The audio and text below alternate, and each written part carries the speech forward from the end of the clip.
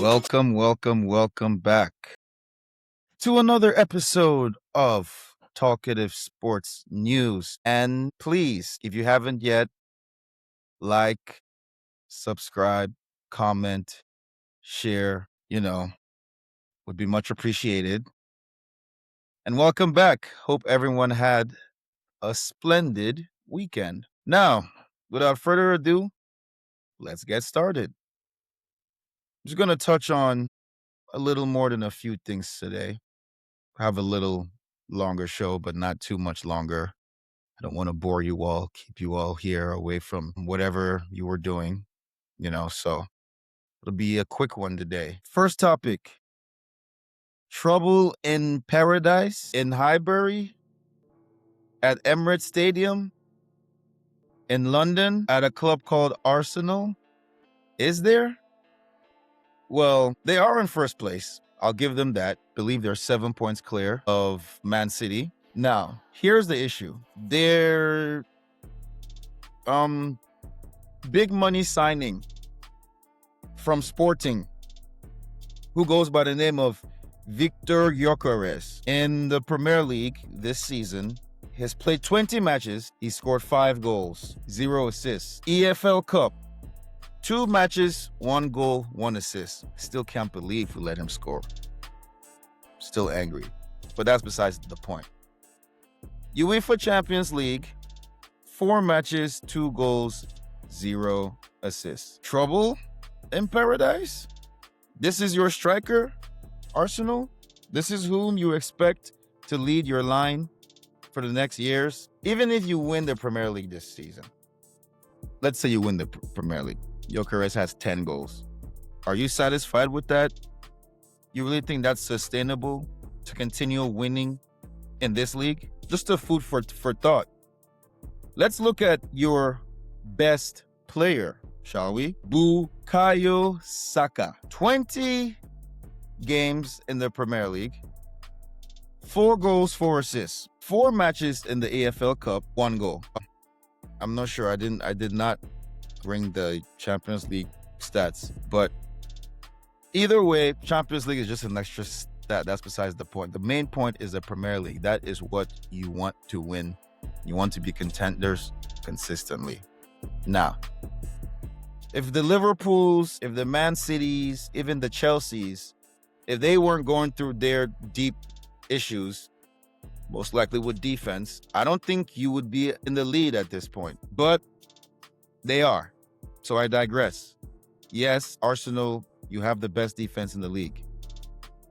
Yes, Arsenal, you guys are in first place. But do you really think with your 2 goal scorers, that they're supposed to be your goal scorers, right? If I'm not mistaken. Saka is one of the best players in the Premier League, which he is. And Victor Gyökeres is one of the best strikers in the world. I don't think he is. Not with these stats. I don't think he is. Just a food for thought. Is there trouble in paradise? I say yes. I absolutely think there is trouble in paradise. This is not sustainable. But the league's not over yet. Just a little under 20 games left. About 18 matches left. So there is time to turn this ship around. But the way this ship is going, it's barely floating. Because if Man City and Aston Villa took care of business this weekend, now they're back within 4 points. Now they're back within 3 points. Now they're only a game behind. Okay, Arsenal, you had a chance to make it 9 points, even 12 points. You failed to score once again. So there is trouble. The ship is teetering. There are scratches on the boat. There may not be a hole on the boat yet, but there are scratches. And the more scratches that keep coming, soon you're going to see a little tiny hole, little tiny leaks. Just saying, Arsenal fans. Just observing and commenting. Our next topic has to be Mr. Liam Rosenoir taking over as head coach of Chelsea Football Club. So I don't really have much to say about him as a coach, as far as like tactician, and as far as like results, because you know me, I'm results based. He's only been coaching for 2 games now. So we won our first game that he coached on 3 games now. We won our first game that he coached under us, resoundingly. We lost our second match against Arsenal, which they want to brag about it, acting like they're our daddies, blah, blah, blah, blah, blah. Okay. Your Champions League is playing against us. I understand. Your Champions League title, your only cup is the Chelsea Cup. I get it. And then against Brentford at home, which we looked pretty good. Of course, we still had some bend but don't break moments in defense, but Sanchez really stepped up over the weekend and kept our clean sheet for it. That clean sheet was because of Sanchez. I don't care what anybody says. It was not because we defended so vibrantly. It was because of Sanchez. I mean, he is playing himself into like one of the best keepers in Europe, in the world, I should say. So I got to give it up to Sanchez. Got to give it up to Garnacho. He's had very, very good games so far under Liam. How Pedro, keep doing what you're doing, man. To going back to the first topic, didn't Chelsea spend less on How Pedro, and How Pedro was a less proven commodity than Victor Gyökeres? Sorry, I digress. And he still has more goals than Gyökeres in the Premier League. I'm sorry, didn't mean to bring it up. I digress. Anyways, How Pedro, keep scoring, keep doing what you do. Enzo Fernandez, congratulations on your 50th goal / assist for Chelsea Football Club. Ever since you came, you've been amazing, except maybe like for a little bit in Maresca's first season. You had a rough stretch there, but you played yourself back into the starting lineup like I knew you would, obviously. And you've been amazing ever since, and you keep scoring and assisting. But yeah, I normally give new coaches 5 to 10 game period to fully judge how they handle adversity, how they handle success. When you win, what's your next game look like? When you lose, what does your next game look like? So I can't quite pinpoint my opinion on Liam Rosenoir yet. But I'm glad we were able to get a coach that quickly, at least. I said the reason why it took so long is because Liam is hesitant, but apparently I was wrong. You think I don't call it out when I'm wrong. I was wrong. Apparently the management of Chelsea and Strasbourg, they were trying to figure out a smooth transition that would benefit Chelsea and not harm Strasbourg. So yeah, that was the news. But he always wanted the job. He always wanted to coach for Chelsea. I mean, who wouldn't want to coach for that? Look at that. Who wouldn't want that job? It's pressure, but pressure makes diamonds or breaks pipes, depending on how you look at it. So I'm glad he took the job, but I'm glad that we have a coach that our management seems to think will be there for 5 years. But I'm not necessarily happy or sad, because I'm still yet to see the results that he brings us. The results in his game plan and game strategy will determine how I feel about him. But I will say this one thing that I've noticed right away. His substitutions, I like them. I really like them a lot.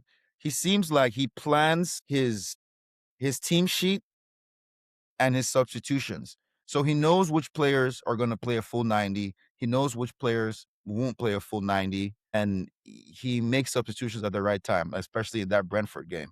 He made the perfect substitutions when he needed to, bringing off Tosin for Fofana. And then, bringing on Liam Delap, getting him some more game time under his feet. Yeah, I liked it. But like I said, there's still much more yet to be seen, because I always judge the coaches within 5 to 10 game period, depending on the coach. But for Liam, I might give him 10 games, because man, there's just so many games that, like, from the EFL Cup to the Premier League to the Champions League. So I might give him 10 games. We'll see. Moving on, Michael Carrick starts his Manchester United career as a head coach with a bang. 2-0 against Manchester City. Should have been like 4, if you ask me.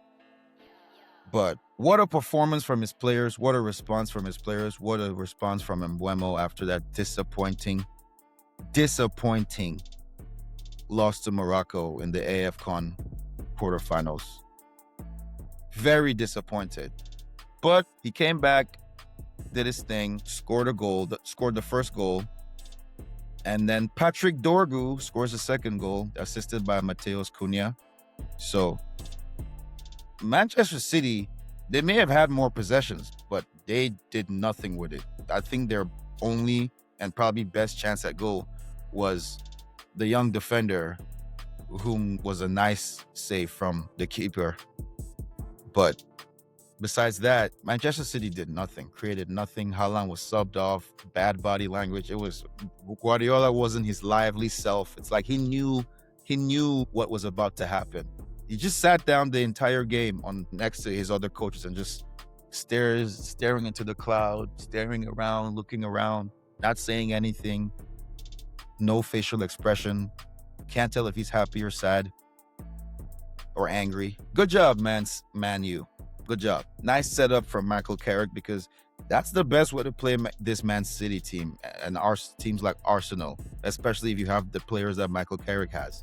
That's the best way. And good job to see Kobbie Mainoo back in the starting lineup where he should be. All hands go to Michael Carrick. Nice job. Nice job. That's how it should be. Kobbie Mainoo should not be on that bench.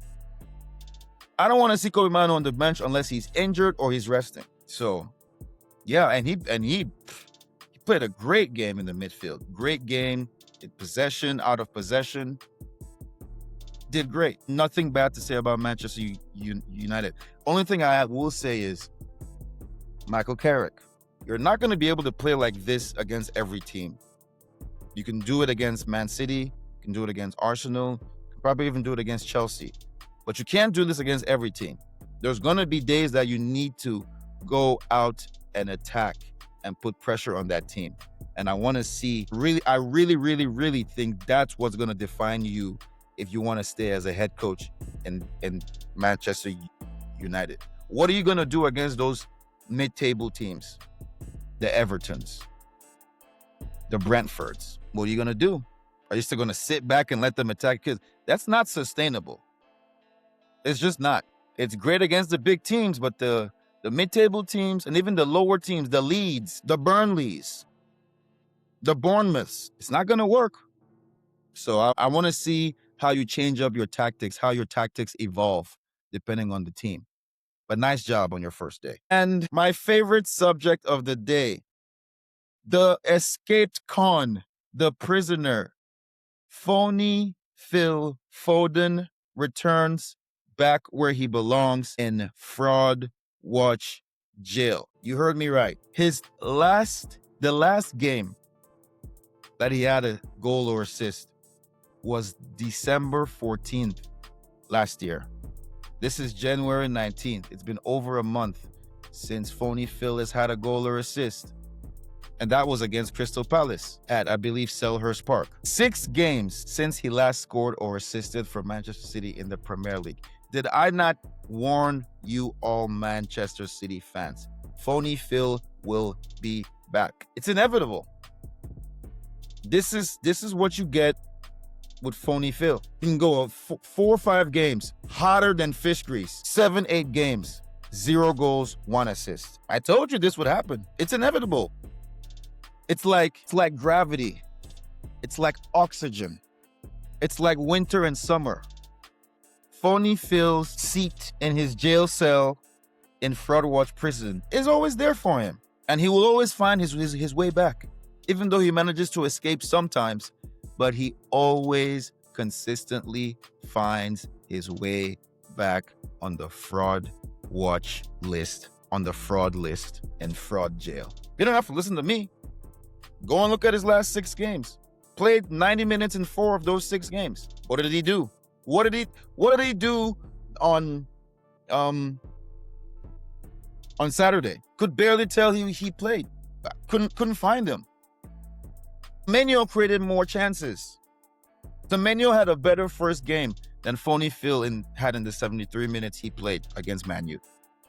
Go watch the highlights. Look at who consistently tries to create for Man City. Obviously Doku, which the Diogo Dallo got lucky because his challenge on Doku should have been a red card. But that's beside the point. It's about Phony Phil. Don't shoot the messenger now. You can look at his stats.